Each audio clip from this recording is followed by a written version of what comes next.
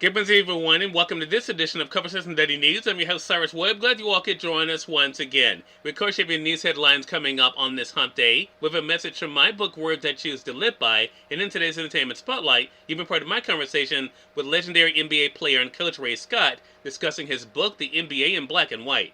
Enjoy today's broadcast. For Conversation Daily News, I'm Cyrus Webb with your Wednesday headlines. In national news, we fought Trump pressure, GOP state officials tell the January 6th panel. The House January 6th committee outlined on Tuesday Donald Trump's relentless pressure to overturn the 2020 presidential election, aiming to show it led to widespread potential threats to the stewards of American democracy, election workers, and local officials who fended off the defeated president's efforts. The panel investigating the January 6, 2021 attack at the Capitol resumed with a focus on Trump's efforts to undo Joe Biden's victory in the most local way, by leaning on officials in key battleground states to reject ballots outright or to submit alternative electors for the final tally in Congress. The pressure was fueled by the defeated president's false claims of voter fraud, which the panel says led directly to the riot at the Capitol. Chairman Benny Thompson declared a handful of election officials in several key states stood between Donald Trump and the upending of American democracy. The hearing opened with chilling accounts of the barrage of verbal attacks facing state and local elected officials, including Arizona's Republican House Speaker, who said he was subject to a disturbing smear campaign online, bullhorn protests at his home, and a pistol-wielding man taunting his family and neighbors. He walked through an account of being called by Trump on a Sunday after returning from church when the defeated president laid out his proposal to have the state replace its electors for Joe Biden with those favoring Trump. I said, "Look, you're asking me to do something that is counter to my oath," he testified before the committee. He insisted on seeing Trump's evidence of voter fraud, which he and the Trump team never produced, beyond vague allegations. He recalled Trump lawyer Rudy Giuliani at one point told him, "We've got lots of theories, we just don't have the evidence." Trump nevertheless pressed the Arizona official, including in a follow-up call, suggesting he expected a better response from a fellow Republican. Republican Representative Liz Cheney, the panel's vice chair, embraced the official during a break in the hearing. She implored Americans to pay attention to the evidence being presented, declaring, "Donald Trump didn't care about the threats of violence. He did not condemn them. He made no effort to stop them. We cannot let America become a nation of conspiracy theories and thug violence." The public hearing, the fourth by the panel this month, stemmed from its year-long investigation into Trump's unprecedented attempt to remain in power, a sprawling scheme that the chairman of the January 6th committee has likened to an attempted coup. In more national news, Texas top cop says Uvalde police could have ended the rampage early on. Police had enough officers and firepower on the scene of the Uvalde school massacre to have stopped the gunman 3 minutes after he entered the building, and they would have found the door to the classroom where he was holed up unlocked if they had bothered to check it.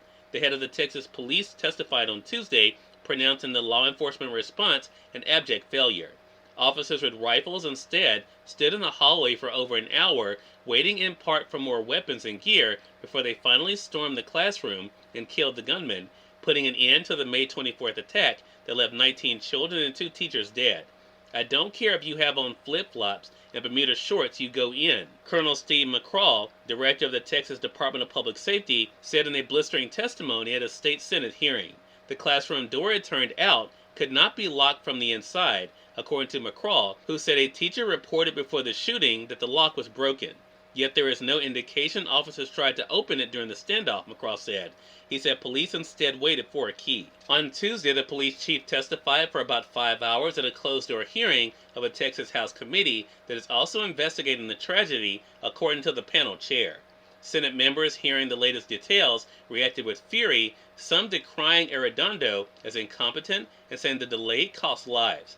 Others pressed McCraw on why state troopers on the scene didn't take charge. McCraw said the troopers did not have legal authority to do so. In more national news, senators say agreement on gun violence compromise is at hand. Senators have moved to the brink of an agreement on a bipartisan gun violence bill, Democrats' lead negotiator said Tuesday, potentially teeing up a vote this week on an incremental but notable package that would stand as Congress' response to mass shootings in Texas and New York that shook the nation. 9 days after Senate bargainers agreed to a framework proposal, and 29 years after Congress last enacted a major measure curbing firearms, Senator Chris Murphy told reporters that a final agreement on the proposal's details was at hand. And finally, in business news, Wall Street ends broadly higher after sharp losses last week. Stocks finished broadly higher on Wall Street Tuesday, clawing back some of the ground they lost in their worst weekly drop since the beginning of the pandemic. The rally to start the holiday-shortened week came as investors look ahead to what Federal Reserve Chair Jerome Powell will tell Congress today, the first of 2 days of testimony as part of the central bank's semi-annual monetary policy report. Cyrus Webb, Conversations Daily News. It's now time for a message from my book, Words I Choose to Live By. Enjoy. Good Wednesday, everyone, and welcome to this episode of Words I Choose to Live By. This moment right now is a present. Your life is an opportunity. Choose to see yourself as the gift that you are and live your life with purpose.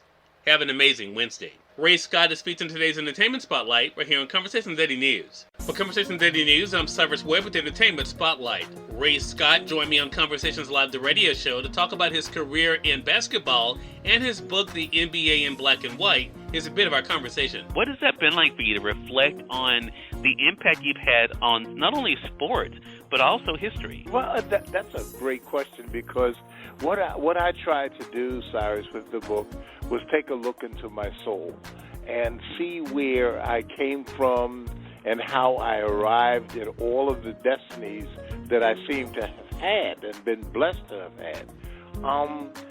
When I looked at our country back in 1955, and I actually began in Mississippi, I was 16 years old, and there was this egregious condition that happened to a kid by the name of Emmett Till.